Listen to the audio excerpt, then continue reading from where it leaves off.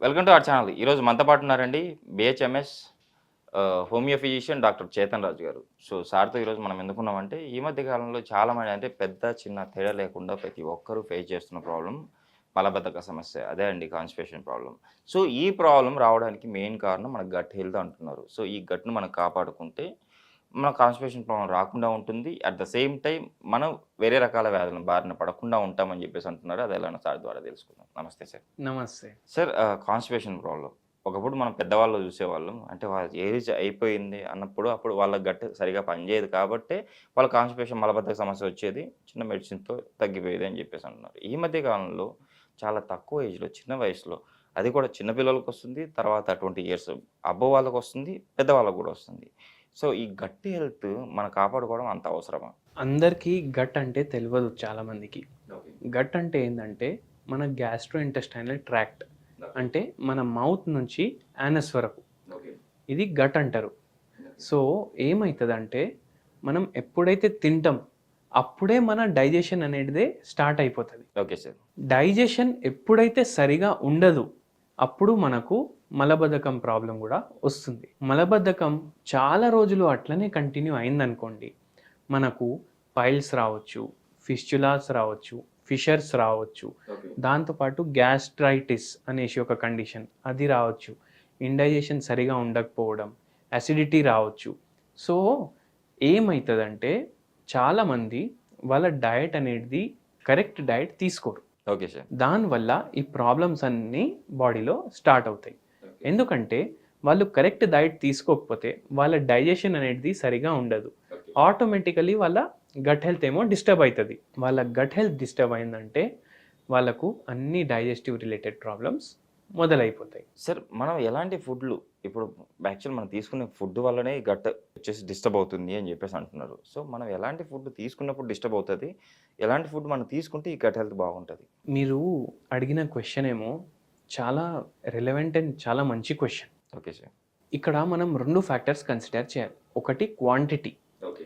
ఇంకోటి quality. Quality ఎప్పుడైతే మనం అంటామో, ఇప్పుడు ఒక ఫుడ్ తీసుకుందాం ఏదన్నా. ఇప్పుడు మైసూర్ బజ్జీలు చాలా మంది తింటారు కదా. యెస్. అది ఏముంటుంది, మైదా పిండి ఉంటుంది కదా, యెస్. అదే ఫ్రై చేసి మీకు ఇస్తారు. స్పెషల్లీ మన తెలుగు రాష్ట్రాల్లోనే ఎక్కువ దొరుకుతుంది మైసూర్ బజ్జీ. Yes sir. అది మైసూర్ది కూడా కాదు, మళ్ళీ ఓకే. దానికి పేరు పడిపోయింది మైసూర్ బజ్జీ అనేసి. కానీ దీంట్లో అన్నెసెసరీ చాలా ఎక్కువ క్యాలరీలు ఉంటాయి. ఓకే. మీరు తక్కువ తిన్నా నష్టమే, ఓకే. ఎక్కువ తిన్నారంటే కంపల్సరీ నష్టమే. అయితే మనం మైండ్లో ఏం పెట్టుకోవాలంటే, మనం మైసూర్ బొండని బ్రేక్ చేస్తాం కదా, లోపల ఏం కలర్ ఉంటుంది? వైట్ ఉంటుంది. వైట్ ఉంటుంది. సో వైట్ కలర్ ఏవైతే ఫుడ్స్ ఉంటాయి అవి అవాయిడ్ చేయాలి. ఓకే. మైసూర్ బజ్జీలు, బోండాలు, ఓకే. మళ్ళా బ్రెడ్, రిఫైన్డ్ ఫ్లవర్ తోటి తయారు చేసిన, రిఫైన్డ్ ఫ్లవర్ అంటే మైదా పిండితోటి తయారు చేసిన ఐటమ్స్ అన్నీ అవాయిడ్ చేయాలి. రిఫైన్డ్ షుగర్ ఏ కలర్ ఉంటుంది? వైట్ ఉంటుంది. అందుకే అవాయిడ్ చేయండి. ఓకే. దాని తర్వాత ఇంకా ఏవి వైట్, ఈ తందూరి నాన్లు ఉంటాయి కదా, అవి కూడా అవాయిడ్ చేయాలి. ఎందుకంటే అవి కూడా మైదా పిండితోటి చేసినవి. ఓకే. సో రిఫైన్డ్ ప్రోడక్ట్స్ ఏవైతే ఎక్కువ ఉంటాయి అవి అవాయిడ్ చేయాలి. సో ఇవి క్వాలిటీ మనం చెప్పినాం. క్వాంటిటీ ఒకవేళ మీకు ఎప్పుడో ఒకసారి తినాలనిపిస్తే కూడా లిమిట్లో తినండి. ఓకే. ఎప్పుడో ఒకసారి అంటే ఓకే, కానీ రెగ్యులర్ అయిపోతుంది చాలామందికి. ఇప్పుడు చూడండి, మీరు ఎవరైతే వర్కింగ్ ప్రొఫెషనల్స్ ఉంటారో బ్రేక్ఫాస్ట్ చాలామంది వారానికి 2 సార్లు కూడా శాండ్విచ్లు తినేస్తున్నారు. ఇప్పుడు కల్చర్ అట్లా అయిపోయింది కదా. యెస్. అది మైదా పిండితో చేసిన బ్రెడ్ తోటి తింటారు. మళ్ళీ కొందరు ఏం చేస్తారంటే, అరే బ్రెడ్ తింటున్నాం కదా, వైట్ బ్రెడ్ కాకుండా జర బ్రౌన్ బ్రెడ్ తింటే మంచిగా ఉంటుంది అనుకుంటారు. దాని ప్యాకెట్ వెనకాల చూస్తే బ్రౌన్ బ్రెడ్లో కూడా రిఫైన్డ్ ఫ్లవర్ అని ఉంటుంది. ఓకే. అంటే వాళ్ళు ఏం చేస్తున్నారు, అదే బ్రెడ్లో కలర్ వేసి బ్రౌన్ బ్రెడ్ లాగా తయారు చేసి అమ్ముతున్నారు. ఓకే. సో ఇవన్నీ మైండ్లో పెట్టుకోండి. ఓకే. ఏదైతే మీరు తీసుకుంటారు వస్తువు, అవి దాని వెనకాల ఇంగ్రీడియంట్స్ చూడండి.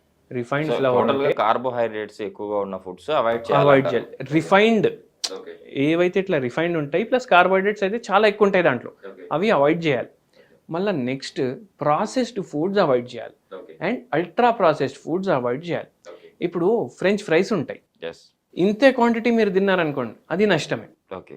అదే మీరు ఏమంటారు సాలెడ్లు, ఫర్ ఎగ్జాంపుల్ క్యారెట్, బీట్రూట్, మళ్ళీ దోసకాయలు, ఇది ఎంత ఎక్కువ క్వాంటిటీ తిన్నా ప్రాబ్లం లేదు. Okay. So half cook foods, ఏదైతే కుక్ చేయలేదు, ఫ్రూట్స్, ఇవి మీ డయట్లో మీరు ఎక్కువ ఇంక్లూడ్ చేసిండ్రు అనుకోండి, మీరు మలబద్ధకం అవాయిడ్ చేయొచ్చు, దాంతో వచ్చే కాంప్లికేషన్స్ని కూడా అవాయిడ్ చేయొచ్చు. ఎందుకు? ఒకటి, ఇది అన్కుక్డ్ ఉంటుంది. అన్కుక్డ్ ఉండడం వల్ల దీంట్లో ప్రోటీన్స్ కరెక్ట్ ఉంటాయి, కాంప్లెక్స్ కార్బోహైడ్రేట్స్ ఎక్కువ ఉన్న ఫుడ్స్ ఉంటాయి. సో అవి కూడా హెల్ప్ చేస్తాయి. ప్లస్ హై ఫైబర్ కంటెంట్ ఉంటుంది ఫుడ్స్లో. హై ఫైబర్ కంటెంట్ ఫుడ్ ఉండడం వల్ల మీకు మలబద్ధకం ప్రాబ్లం ఏమో రివర్స్ అయ్యే ఛాన్సెస్ ఉంటాయి ఫుడ్స్లో. సో ఏవైతే సాలెడ్లు ఉంటాయి అవి ప్రతి మీల్ ముందు కొద్ది క్వాంటిటీ తీసుకోండి. అండ్ ఇది చాలా బెనిఫిషియల్ ఉంటుంది మీ గట్ హెల్త్కి కూడా. మళ్ళీ ఇంకోటి ఏం చేయాలంటే, ఇప్పుడు మనం క్వాలిటీ అండ్ క్వాంటిటీ గురించి మాట్లాడినాం. ఇంకోటి వెరీ ఇంపార్టెంట్ ఏంటంటే ప్రీబయోటిక్, ప్రోబయోటిక్. ఓకే. ప్రోబయోటిక్ అంటే మనకు మెయిన్ మన మీల్ తిన్న తర్వాత ఎండింగ్లో ఏం చేస్తాం? మజ్జిగ అన్నం లేదంటే పెరుగన్నం తింటాం. అండ్ దాంట్లో ప్రోబయోటిక్స్ ఉంటాయి. సో ఇవి ఆపొద్దు, కంపల్సరీ డైలీ తీసుకోవాలి. ఇప్పుడు ప్రోబయోటిక్ పోతే ఏమవుతుంది? మన గట్లో గుడ్ బ్యాక్టీరియా అకౌంట్ ఏమో పెరుగుతుంది, బ్యాడ్ బ్యాక్టీరియా అకౌంట్ ఏమో తగ్గుతుంది. కానీ మనం ఇవన్నీ ప్రాసెస్డ్ ఫుడ్లు, రిఫైన్డ్ ఫ్లవర్ ఫుడ్లు తింటే ఏమవుతుంది అంటే బ్యాడ్ బ్యాక్టీరియా అకౌంట్ పెరిగిపోతుంది, గుడ్ బ్యాక్టీరియా అకౌంట్ ఏమో తగ్గిపోతుంది. సో దాన్ని మనం రివర్స్ చేస్తాం. మళ్ళీ ప్రీబయోటిక్స్ ఏం చేస్తాయి? ఈ గుడ్ బ్యాక్టీరియాలు ఏవైతే ఉంటాయి కదా ఆ కౌంట్ పెంచడానికి హెల్ప్ చేస్తుంది. ఈ ప్రీబయోటిక్లు ఏముంటాయంటే ఈ సాలెడ్లు, ఆనియన్లు, మళ్ళీ మనకు అల్లం ఉంటుంది కదా అది కూడా ప్రీబయోటిక్. మళ్ళా ఏమంటారు, ఏదైతే హై ఫైబర్ కంటెంట్ ఫుడ్స్ ఉంటాయి కదా అవి ప్రీబయోటిక్స్. మీరు జొన్నల్ని కూడా ప్రీబయోటిక్ లాగా అనుకోవచ్చు. సో అందుకే ప్రీబయోటిక్స్ అండ్ ప్రోబయోటిక్స్ ఎక్కువ మీ డైట్లో ఇంక్లూడ్ చేయాలి. అందుకే గోధుమ పిండి అవాయిడ్ చేయాలి, చపాతీలు, జొన్న రొట్టెలు ఎక్కువ ప్రిఫర్ చేయాలి. ఇప్పుడు మనం టిఫిన్స్ కూడా చేసుకుంటాం, దాంట్లో రాగుల్ని, జొన్నల్ని ఎక్కువ ఇంపార్టెన్స్ ఇవ్వండి మీరు. ఓకే. దేనికి? రైస్కి ఇది రీప్లేస్ చేయండి. సో అట్లా కూడా మీరు మలబద్ధకం, యాసిడిటీ, పైల్స్, ఫిషర్స్, ఫిస్చులా ఇవన్నీ కూడా అవాయిడ్ చేయొచ్చు, రివర్స్ చేసుకోవచ్చు. చాలా ఎక్సలెంట్గా చెప్పారు సార్. కంపల్సరీ మన ప్రేక్షకులు కంపల్సరీ ఇదైతే పాటిస్తారు మీరు చెప్పినట్టు. సార్ ఇంకొకటి నా చిన్న డౌట్. సో ఈ గట్టును మనం కాపాడుకోవడానికి ఇప్పుడు probiotics at the same time food కూడా, అంటే మనకు ఫైబర్ ఉన్న ఫుడ్ చాలా చక్కగా తీసుకోవాలని చెప్పారు కదా. బట్ ఇవన్నీ కరెక్ట్గా ఉండాలంటే మన నిద్ర కూడా కరెక్ట్గా ఉండాలి, కరెక్ట్ టైంలో పడుకోవాలని కూడా అంటారు. ఇది ఎంతవరకు కరెక్ట్? ఇప్పుడు మనకు మలబద్ధకం రావద్దంటే మన గట్ కరెక్ట్ ఉండాలి. మన గట్ హెల్త్ కరెక్ట్ ఉండాలంటే మన బాడీకి రికవరీ టైం కూడా ఉండాలి. ఇప్పుడు మనం మొత్తం రోజు పని చేస్తాం కదా, పని చేస్తే మన మైండ్ పని చేస్తుంది, మన గట్ పని చేస్తుంది, అండ్ మన బాడీ పని చేస్తుంది. మనం పడుకుంటే ఇవన్నీ ఆర్గన్స్కి ఏముంటుంది? రెస్ట్ అనేది ఉంటుంది. సో కరెక్ట్ నిద్ర ఉంటే మన గట్ హెల్త్ ఆటోమేటికలీ ఇంప్రూవ్ అవుతుంది. ఇప్పుడు సరిగా పడుకోకపోతే నెక్స్ట్ డే డల్ ఉంటుంది. ఆ డల్నెస్ని ఫైట్ చేయడానికి మన బాడీ ఏమో ఎక్కువ షుగర్ని క్రేవ్ చేస్తుంది. Okay sir. ఎక్కువ కాఫీలు, టీలు క్రేవ్ చేసి దాంట్లో మనం షుగర్ కంటెంట్ కూడా ఎక్కువ వేస్తాం, రిఫైన్డ్ ప్రోడక్ట్ వేస్తున్నాం కదా, దానివల్ల మన షుగర్ స్పైక్ అవుతాయి అండ్ ఇంకా గట్ హెల్త్ పాడవుతుంది, మలబద్ధకం కూడా ఎక్కువ అవుతుంది. అందుకే నిద్ర అనేది కరెక్ట్ ఉండాలి. సార్ నిజంగా సార్ ఈరోజు మన ప్రేక్షకుల కోసం చాలా చక్కటి వివరణ ఇచ్చారు. మన గట్ హెల్త్ని కాపాడుకోవడం మనం ఎంత ఇంపార్టెంట్ మనకి. సో మనం ఆరోగ్యవంతులుగా ఉండాలంటే మన గట్ కంపల్సరీ మనం కాపాడుకోవాలని చెప్పి చాలా చక్కటి సలహాలు ఇచ్చారు. Thank you sir.